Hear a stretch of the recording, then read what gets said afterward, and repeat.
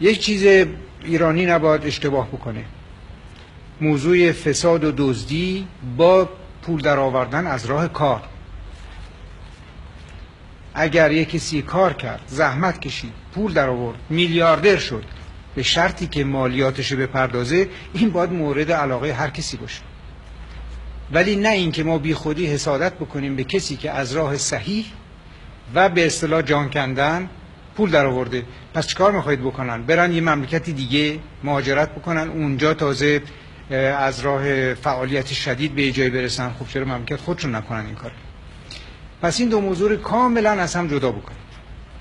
پول در آوردن از راه شرافت و کار و پرداخت مالیات، و اون فساد که خب البته دزدی و دغلی و هرزگی است و اون ما نمیبخشیم. اون یکی رو اتفاقا باید تشویق بکنیم.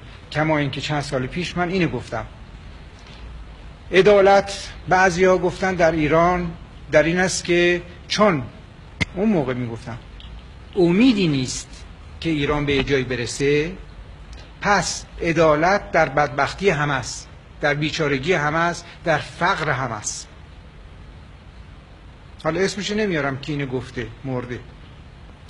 من میگم امروز عدالت در ایران در رفاه هم است و وسایلی باید فراهم بکنیم که هر کسی که یه قدر غیرت داشت و یه قدر کار داشت به رفاه حتمی برسه. از اون بالاتر هرچی بیشتر گیرش اومد، به قول معروف چه بهتر. ولی باز هم به همون شرط، پرداخت مالیات حقه قانونی.